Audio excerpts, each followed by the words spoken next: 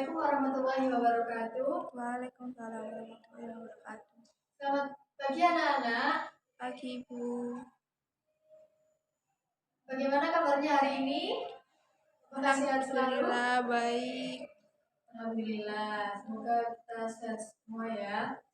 Nah, sebelum kita memulai pelajaran pada pagi hari ini, marilah kita membaca doa dan dilanjutkan membaca surat Al-Asr. Berdoa dimulai. A'udzu billahi minasyaitonir rajim. Bismillahirrahmanirrahim. Raditu billahi rabba wa bil islami dina wa bi Muhammadin nabiyyan wa rasulah. Rabbi zidni ilma warzuqni fahma. Bismillahirrahmanirrahim. Wal 'ashr innal insana lafi khusr illa alladziina aamanu wa 'amilus solihati wa tawasaw bil haqqi wa tawasaw bis sabr. Shadaqallahul 'adzim. Semoga dengan membaca doa tadi kita diberi kelancaran dalam belajar ya anak-anak. Baik, selanjutnya Ibu absen terlebih dahulu ya.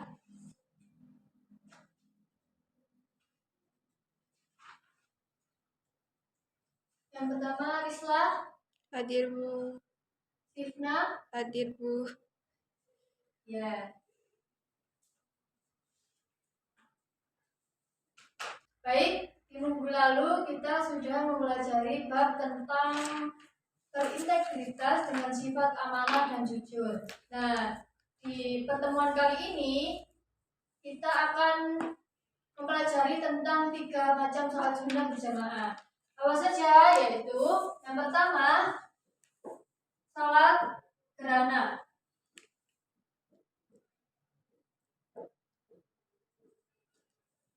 Yang kedua, sholat istisqa. Yang ketiga, sholat jenazah.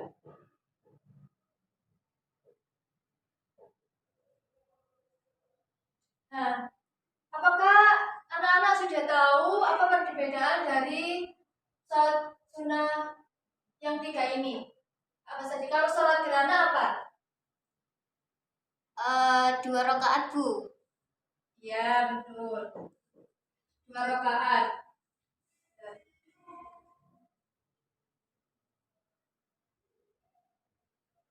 Kalau sholat istisqa?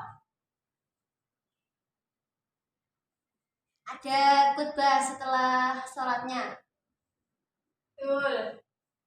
Khutbah. Kalau jenazah gimana? Dilakukan dengan berdiri.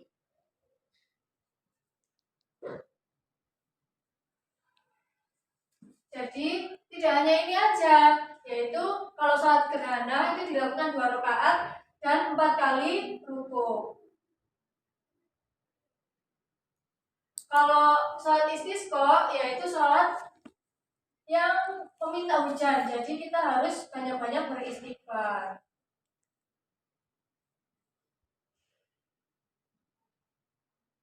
Kalau sholat jenazah itu berdiri ya, tanpa ruku dan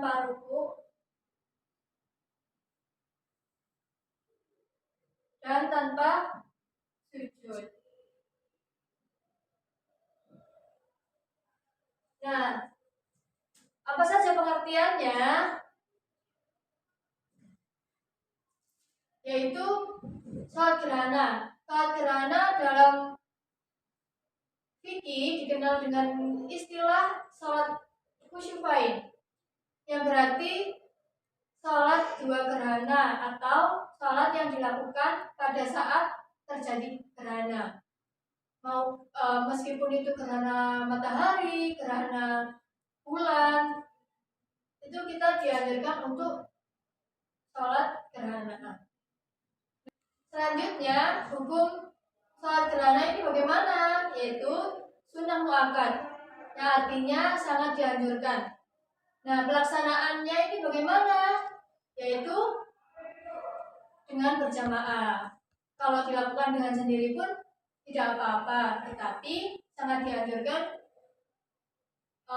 pelaksanaannya dengan berjamaah. Kemudian sholat gerhana ini dilaksanakan 2 rakaat saja, tetapi 4 kali ruku. Jadi takbir, terus membaca Al-Fatihah, membaca surat, ruku, terus bangkit takbir lagi, terus membaca Al-Fatihah lagi, dan membaca Al-Quran lagi. Begitu di rakaat keduanya. Nah, tata caranya bagaimana? Yang pertama yaitu niat. Niat ini wajib dilakukan di dalam hati dengan takbiratul ihram. Nah, yang kedua yaitu takbiratul ihram, yakni takbir sambil mengangkat tangan. Yang ketiga, membaca surat Al-Fatihah, dilanjutkan membaca surat-surat Al-Quran. Ini dibaca dengan nyaring, dengan tartil, maka salatnya itu khusyuk. Nah, yang keempat yaitu ruku. Yang kelima, berdiri dari ruku, dilanjutkan membaca surat Al-Fatihah dan membaca surat Al-Quran. Yang keenam, ruku lagi. Yang ketujuh, i'tidal, dan yang kedelapan, sujud 2 kali. Kemudian yang kesembilan yaitu berdiri untuk rakaat kedua dengan tata cara sama seperti rakaat pertama. Kemudian diakhiri dengan salam. Yang terakhir yaitu setelah selesai disunahkan untuk membaca khutbah sang khatib. Nah, pembahasan selanjutnya yaitu kita mempelajari sholat sunnah istisqa. Apa sholat sunnah istisqa itu? Yaitu berasal dari kata bahasa Arab, yaitu al-istisqa, yang berarti meminta hujan, yang disebabkan hujan tidak pernah turun atau musim kemarau yang berkepanjangan. Nah, dalam fikih meminta hujan kepada Allah dapat dilakukan dengan beberapa cara, yaitu dilakukan dengan berdoa, dilakukan dengan sholat istisqa ini. Secara istilah, sholat istisqa adalah sholat sunnah untuk meminta hujan kepada Allah Subhanahu wa Ta'ala. Sholat sunnah istisqa ini dilaksanakan sebanyak 2 rakaat di lapangan terbuka dengan disertai khutbah. Ya, menurut jumhur atau mayoritas ulama, khutbah salat istisqa ini dilakukan setelah sholat. Meskipun demikian, ada bagian ulama yang memfatwakan khutbah salat istisqa ini dilaksanakan sebelum sholat istisqa. Nah, bagaimana hukumnya? Yaitu hukumnya sunnah muakkad, sangat dianjurkan, khususnya ketika ada keperluan yang mendesak, misalnya terjadi krisis air, kekeringan lahan pertanian, kebakaran hutan, polusi asap disebabkan kebakaran hutan, dan lain sebagainya. Sementara hujan belum datang. Sebelum melaksanakan sholat istisqa, disunahkan akan memperbanyak beristighfar atau memohon ampunan atas segala dosa yang dilakukan. Nah, kenapa?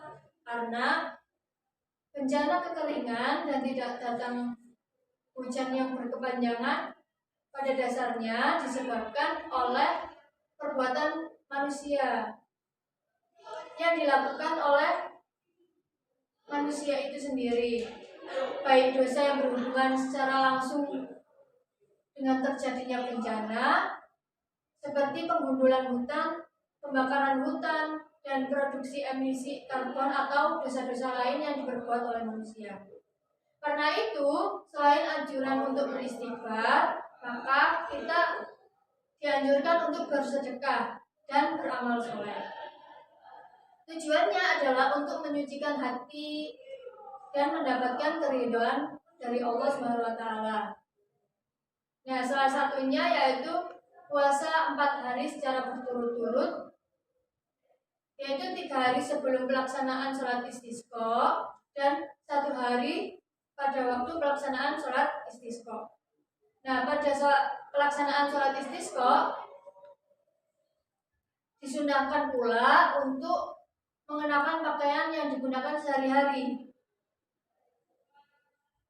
Jamaah sholat istisqa dianjurkan mengenakan pakaian terbaik seperti pada waktu sholat id dan lain sebagainya. Semua memang harus menampakkan kesahajaan, pertaubatan, dan kesucian hati. Nah, tata caranya bagaimana? Yang pertama yaitu setelah jamaah sampai di lapangan, imam sholat menyeru jamaah untuk memulai sholat. Biasanya imam menyeru dengan bacaan as-sholatul jami'ah, begitu. Yang kedua yaitu imam mengimami sholat 2 rakaat seperti biasa, sesuai dengan rukun dan sholat sunnah pada umumnya. Nah, yang ketiga, setelah sholat selesai dianjurkan untuk berkhutbah. Khutbah sholat istisqa ini disunahkan dimulai dengan membaca bacaan istighfar, yakni 9 kali pada khutbah pertama dan 7 kali pada khutbah kedua. Khutbah dilanjutkan dengan pujian-pujian kepada Allah, syahadat, sholawat, nasihat, khususnya ajakan bertaubat. Kemudian berdoa meminta hujan agar segera turun. Pembahasan selanjutnya yaitu sholat sunnah jenazah. Nah, sholat sunnah jenazah ini merupakan satu jenis sholat untuk jenazah muslim. Sholat jenazah adalah satu di antara 4 kewajiban seorang muslim atas muslim lain yang meninggal dunia. 3 kewajiban lainnya adalah memandikan, mengafani, dan menguburkan. 4 kewajiban ini hukumnya fardu kifayah, yang artinya wajib dilaksanakan. Tetapi apabila sudah ada yang melaksanakannya, yang lain terbebas dari kewajiban itu. Namun, jika tidak ada satupun yang melaksanakan kewajiban tersebut, maka semua umat Islam menjadi berdosa. Nah, tata caranya bagaimana? Yang pertama yaitu niat. Niatnya itu seperti pada umumnya sholat sunnah lainnya, yaitu dilakukan dalam hati bersamaan dengan takbiratul ihram. Bagaimana niatnya? Yaitu usolli ala man sholla alaihi imam ma'mumam fardhan lillahi ta'ala. Yang kedua yaitu berdiri. Sholat jenazah ini wajib dilaksanakan dengan berdiri, sebagaimana ketentuan sholat fardu, kecuali ada halangan yang menyebabkan tidak bisa berdiri. Nah, jika jenazahnya itu laki-laki, maka posisi berdiri imam itu sejajar dengan kepala jenazah. Sementara posisi jenazah perempuan, posisinya yaitu berada di tengah jenazah, yaitu di perut. Nah, yang ketiga yaitu takbir 4 kali. Takbiratul ihram ini termasuk dalam hitungan 4 takbir itu. Yang keempat yaitu membaca surat Al-Fatihah setelah takbiratul ihram. Yang kelima membaca shalawat Nabi. Yang keenam yaitu membaca doa jenazah, mendoakan jenazah setelah takbir ketiga. Bagaimana doanya? Bisa ibu bacakan ya, nanti anak-anak menirukan. Allahumma ghfir lahu warhamhu wa'afihi wa'fu anhu. Allahumma firlahu warhamhu wa'afihi wa'fu anhu. Ya. Ya, yang ketujuh yaitu membaca doa setelah takbir keempat, yaitu Allahumma la tahrimna ajrahu wa la taftinna ba'dahu waghfir lana wa lahu. Ayo. Allahumma la tahrimna ajrahu wa la taftinna ba'dahu waghfir lana wa lahu. Nah, ada sebagian yang berpandangan bahwa setelah takbir keempat ini tidak ada bacaan yang dibaca lagi.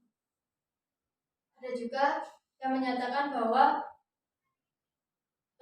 diam sejenak lalu dilanjutkan dengan salam. Yang ke-8 yaitu diakhiri dengan salam. Baik, dari penjelasan Ibu tadi, apakah ada yang ditanyakan? Tidak ada, Bu. Tidak ada, Bu. Baik, Ibu akan menyimpulkan ya. Jadi sholat gerhana itu dilaksanakan 2 rakaat, 4 kali ruku, dilanjutkan khutbah, dan dilaksanakannya pada saat gerhana berlangsung. Kalau yang sholat istisqa yaitu 2 rakaat, dilanjutkan khutbah, dan dianjurkan memperbanyak membaca istighfar dan puasa selama 4 hari.